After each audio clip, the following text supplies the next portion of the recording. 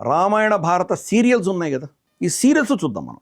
For instance Draupadi కానీ, కుంతి కానీ, గాంధారి కానీ, అంటే మహిళా క్యారెక్టర్స్ ఎవరైతే ఉన్నారో అందరూ నెత్తి మీద గుడ్డ వేసుకొని ఉంటారు.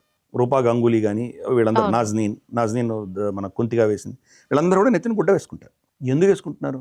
మనకు దక్షిణాదిన ఫోటోగ్రఫీ అంటూ వచ్చినప్పటి నుంచి మన అమ్మమ్మల తల్లులు ఎవరి ఫోటోగ్రాఫ్స్ అర్లియస్ట్ ఓల్డెస్ట్ ఫోటోగ్రాఫ్స్ ఉన్నాయో ఎవరైనా ఒక్కరైనా నెత్తిని గుడ్డ వేసుకోగా మనం చూసామా? లేదు. వాళ్ళు ఎందుకు వేసుకుంటున్నారు? అది సీరియల్లో ఎందుకు వచ్చింది? అది నిజంగా ద్రౌపది వేసుకుందా? ప్రశ్న.